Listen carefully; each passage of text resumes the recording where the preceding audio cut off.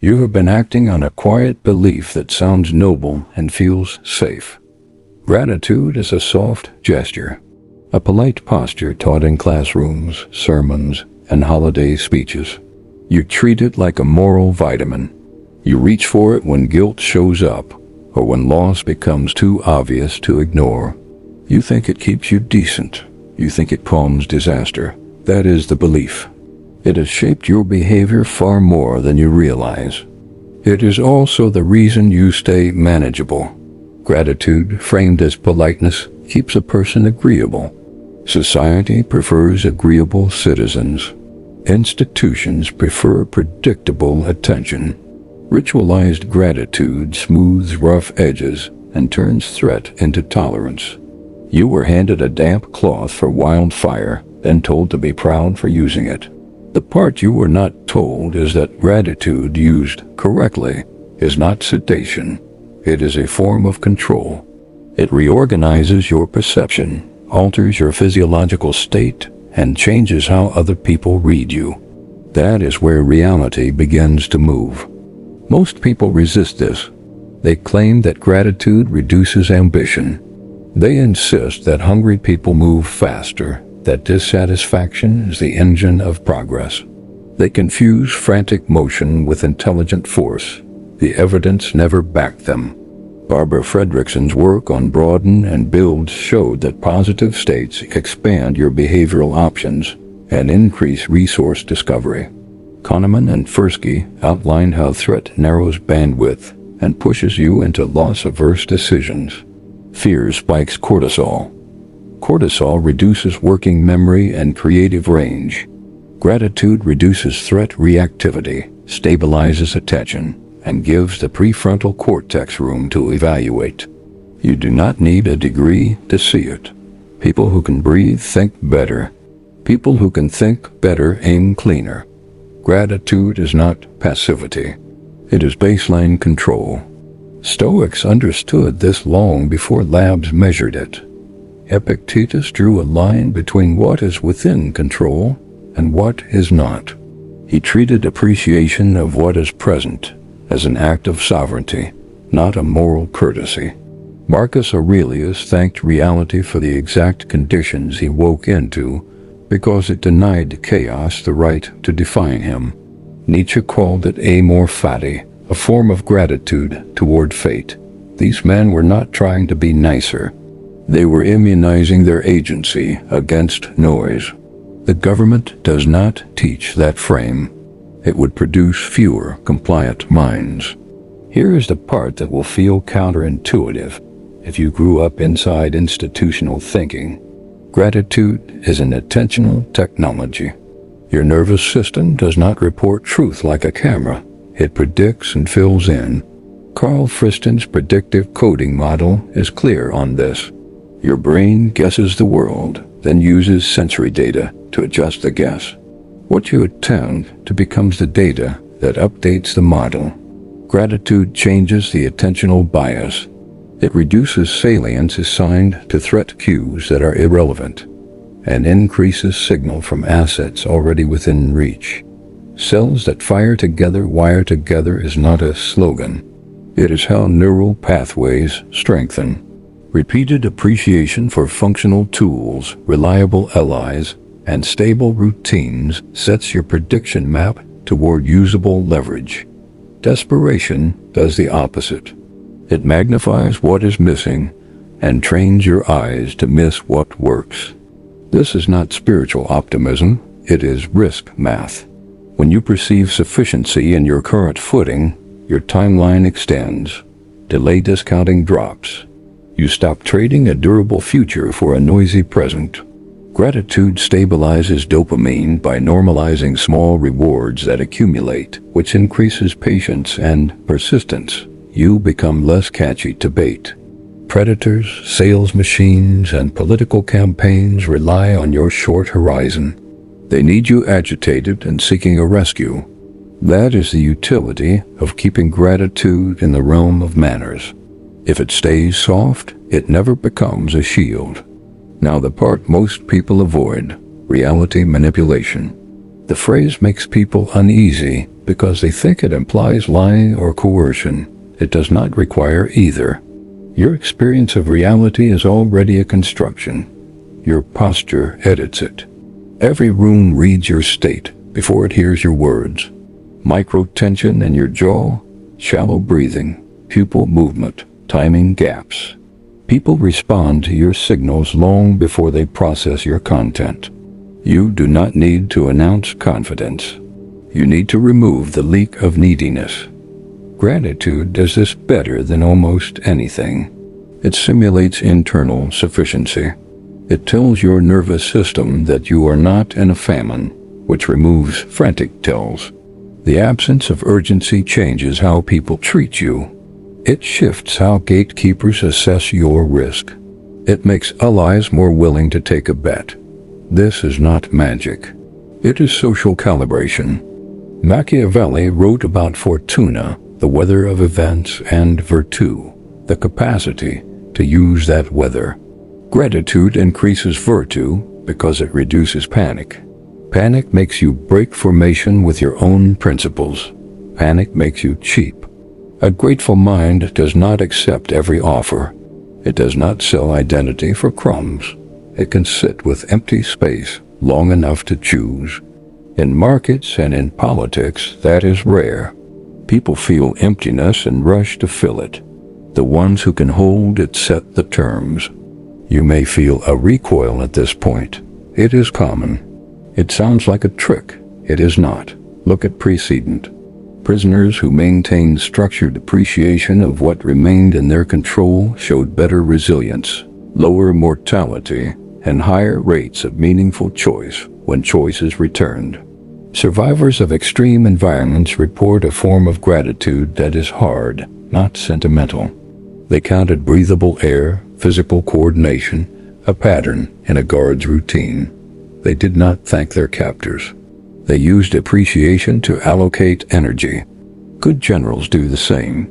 They take inventory of assets before declaring disaster. They thank the terrain for what it offers, then they move. Notice the binary here. There are people who use gratitude as performance. They list a few nice things to post online, then carry the same frantic mind into the next hour. There are people who use gratitude as calibration. They are sharp, steady, and difficult to provoke. One group seeks validation. The other group grows capacity. The second group always looks colder from the outside, not because they lack feeling, because they do not leak it. If you have been trained by systems that reward display, this will grate on you. Schools and platforms teach you to show your inner life constantly, to perform your virtues, to confess your fears. That is not intimacy. That is data release. Algorithms love it. Institutions love citizens who announce themselves. A person with private control over attention is hard to steer. The curriculum did not praise that. It framed such people as closed off or arrogant. It missed the point. You are not required to broadcast your regulation for it to be real. Gratitude is a private actuator. It changes the slope of your day quietly. You do not need applause. Here is the leverage within the body. Interoception tells the brain about the state of the organs. Vagal tone regulates heart rate variability, which governs recovery from stress. A short, consistent gratitude practice increases parasympathetic activation and reduces baseline inflammation. That is not self-help mythology. Meta-analyses show modest but reliable improvements in sleep, pain tolerance, and mood stability. More important for power, it improves executive function under load. This is where reality shifts. Under pressure, most people revert to impulse. With a trained baseline, you can choose. Choice under load is a competitive advantage. The state is unlikely to train you in that. It prefers standardized calm that wears off when the bell rings. Let us look at identity. Gratitude is often taught as a judgment about your worth.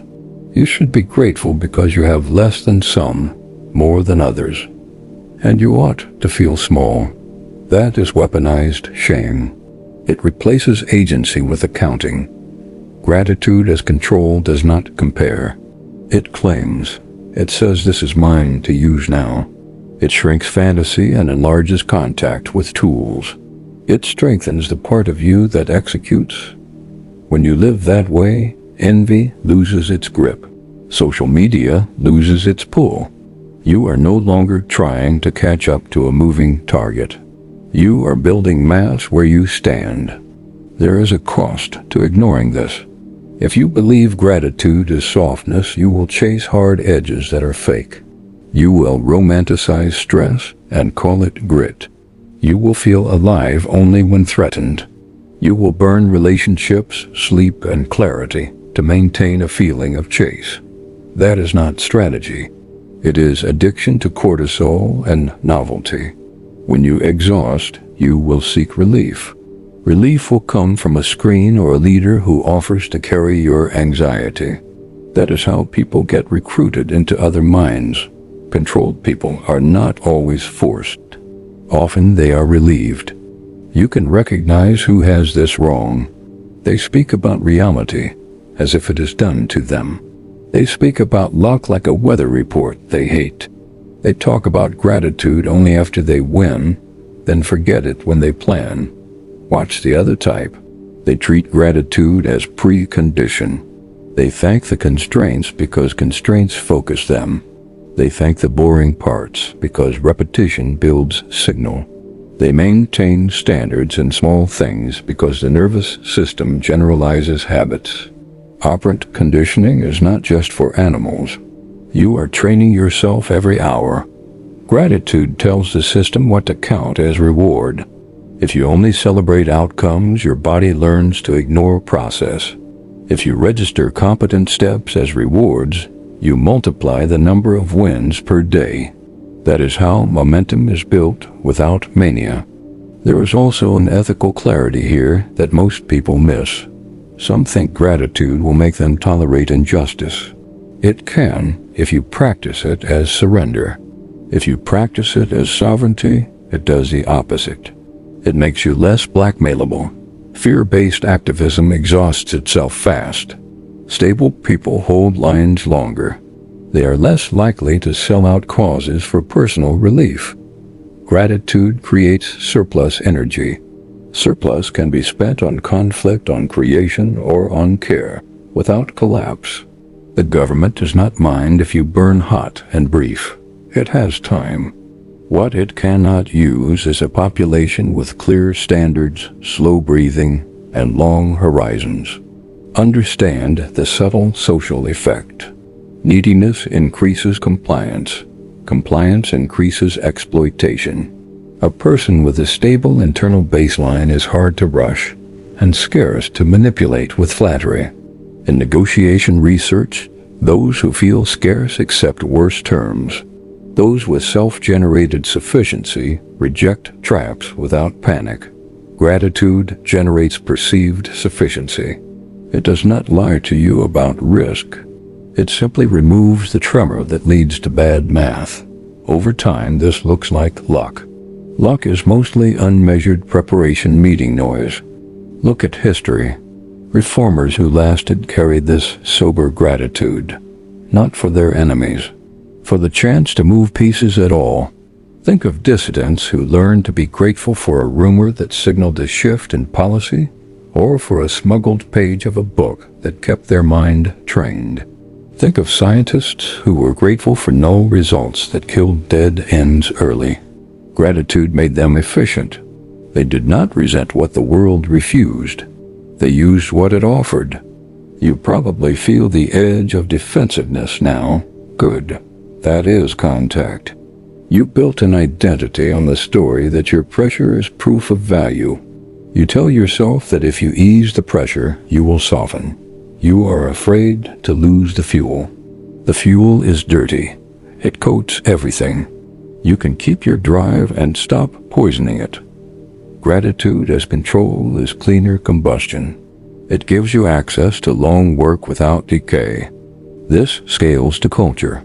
A population that registers daily stability stops voting out of panic. It becomes less profitable to sell outrage.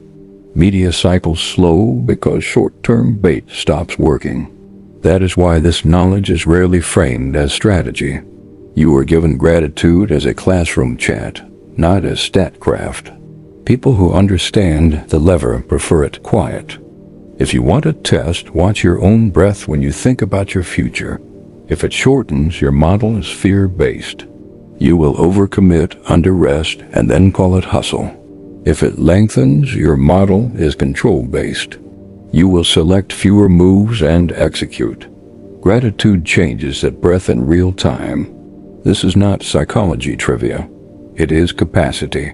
Vagus nerve to heart. Heart to cortex. Cortex to choice. Choice to outcome. Here's the clean divide. Tourists want reality to impress them. Operators want reality to inform them. Tourists use gratitude to post a feeling. Operators use gratitude to locate advantage. One posture is consumption, the other is authorship. You choose minute by minute, not with speeches but with what you mark as gain. There is nothing mystical about manipulation of reality when described this way. You are manipulating the only part of reality you directly control, your perception, your valuation, your expression.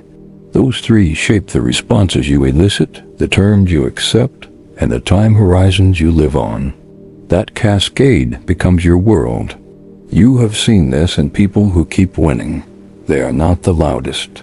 They are the ones who go quiet before they move. That quiet is not emptiness.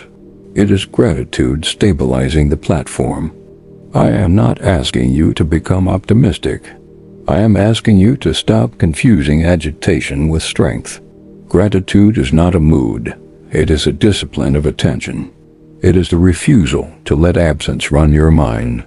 Used that way, it breaks loops that keep most people trapped. Scarcity loops, envy loops, doom loops. You owe nothing to those loops. There is no virtue in rehearsing panic. This knowledge is not common by accident. It is not complex, but it is uncomfortable to power structures that rely on your reactivity.